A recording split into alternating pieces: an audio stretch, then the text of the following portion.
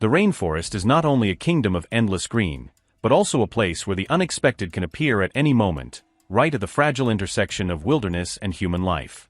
Our story begins in a remote ecolodge nestled between towering jungle trees and a winding river. It was early evening, when the golden light of the sun scattered across the water like liquid fire. The day had been unusually quiet, tourists resting in their wooden cabins, staff preparing for the dinner shift, and the cicadas outside preparing their nightly chorus. Inside the main dining hall, a young woman named Arya, a hospitality trainee, was setting the tables. Her movements were slow but careful, folding napkins, aligning cutlery, adjusting the oil lamps that would soon flicker against the gathering shadows. She was new to the job, still nervous, but grateful for the chance to work so close to nature. Behind her, the glass walls of the lodge reflected the last streaks of daylight. Beyond those panels was the dense, breathing forest. To Arya, it was comforting and intimidating all at once. The silence was broken only by the occasional sound of monkeys jumping in the canopy or parrots returning to their nests. But somewhere, deeper in the shadows, another creature stirred. Its gait was unsteady, its breathing heavy. The cameras mounted around the lodge perimeter began to detect an unusual movement. At first, it seemed like a trick of the leaves. But then, a large figure emerged from the trees. It was a jaguar. Its fur was magnificent but disheveled, golden-brown patterned with rosettes, though much of its sheen had dulled with dust and sweat. Its eyes were not sharp with hunting focus. Instead, they carried the haze of pain. Its front shoulder bore a deep wound, fresh and bleeding, and every step was labored. The jaguar pushed its way forward, surprisingly silent for an animal of its size. The automatic sliding door of the lodge had been left slightly ajar to let in the evening breeze. And in that small lapse of vigilance, the jungle predator found its way inside. The security feed caught every frame, the slow steps on polished wood, the faint thud of its paws, the dripping of blood marking its path. Arya, bent over a tablecloth, didn't notice at first. She hummed quietly to herself, smoothing wrinkles in the fabric. But then, a shadow stretched long across the floor. She straightened and turned, and her eyes locked with the jaguar's. Time stopped. Arya froze, her heart pounding so violently that it seemed the whole room must hear it. She didn't scream. She didn't run. Instinct told her that sudden movements could be the end. Instead, she clutched the edge of the table, forcing herself to breathe slowly. The jaguar didn't charge. It didn't snarl. Instead, it swayed weakly on its legs, then let out a guttural, exhausted groan, a sound not of anger but of suffering. Its right shoulder gave way, and the animal collapsed heavily onto the floor, panting, eyes half shut. The room filled with the smell of blood and wet fur. Arya's hands trembled, but she acted. She reached for her phone, dialed the emergency line for the local wildlife rescue, and whispered the situation as calmly as she could. On the other end, the operator's voice stiffened. "Keep your distance, do not panic, help is on the way." The minutes that followed felt eternal. Arya crouched behind a counter, watching the jaguar struggle to breathe. Its chest rose and fell rapidly, each gasp a battle.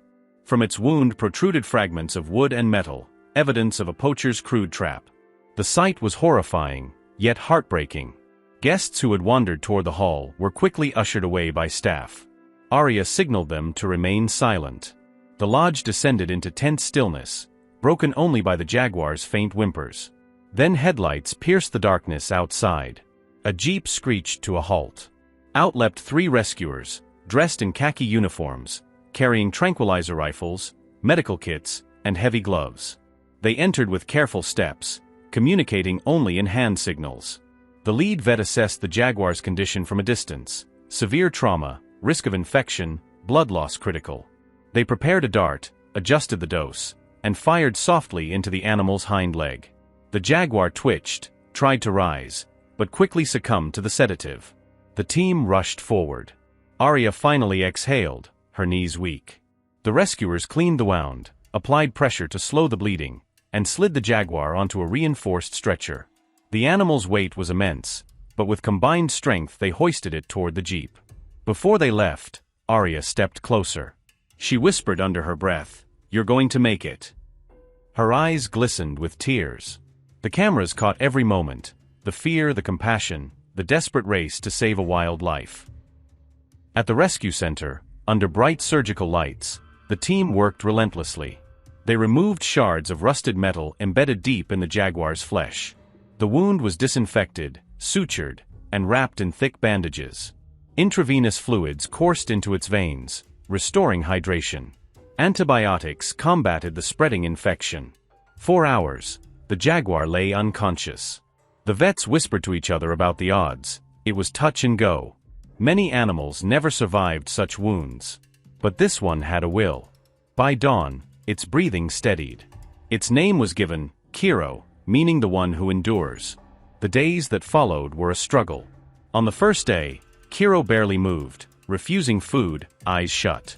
The staff took turns sitting near his enclosure, speaking softly, reading aloud, playing recordings of forest sounds to comfort him. By the third day, he opened his eyes.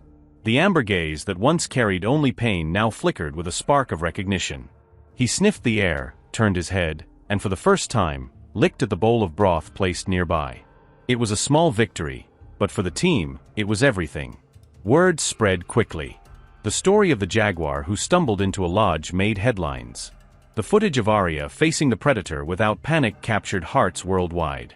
People donated to the rescue center, sending letters of support, funding medicine and equipment. Slowly, Kiro recovered. His wound healed, the fur grew back, and strength returned to his powerful limbs. He began pacing his enclosure, muscles rippling, appetite restored. But the vets knew, a jaguar cannot live behind fences forever. To heal was only the first step. To return to the wild, that was the true goal. Weeks later, Kiro was transferred to a semi-wild rehabilitation area. It was vast and untamed, filled with trees, streams, and hidden prey introduced to awaken his hunting instincts. Here, cameras monitored his every move. At first, he struggled. He chased but stumbled, his injured shoulder stiff. But with each attempt, his agility sharpened. His roars grew louder, echoing across the valley, reclaiming the voice of a king. Arya visited often, standing by the observation deck, watching quietly. Sometimes Kiro would pause mid-step, glance toward her, and linger before vanishing back into the foliage. Their bond, though wordless, was undeniable. Months passed. Finally, the day arrived. Kiro had been declared fit for release. His muscles strong, his hunting precise, his health restored. A special permit was signed, and a transport truck was prepared to take him to a protected reserve far from human settlements. That morning, the sky was clear, the air crisp with promise. The truck rumbled along a dirt road until it reached a vast expanse of forest, untouched and wild. The gate at the back was lowered, revealing the cage that held Kiro. Inside, the jaguar's eyes blazed with anticipation. He could smell the forest, his forest. The door swung open. For a moment, Kiro remained still. He sniffed the air, ears twitching, muscles taut. Then, with one powerful bound, he leapt into the tall grass. His body disappeared almost instantly, golden rosettes melting into the green. But before vanishing completely, he stopped. He turned his head, just once, and looked back. Arya, standing at a distance with the rescue team, raised her hand slightly. Tears rolled down her cheeks, but she smiled. Kiro's eyes locked with hers. It was not fear, nor pain, nor confusion. It was gratitude, silent, profound, eternal. Then he roared. A thunderous, soul-shaking sound that carried through the valley, a declaration of life reclaimed. And with that, he was gone. The forest swallowed him, but his story remained.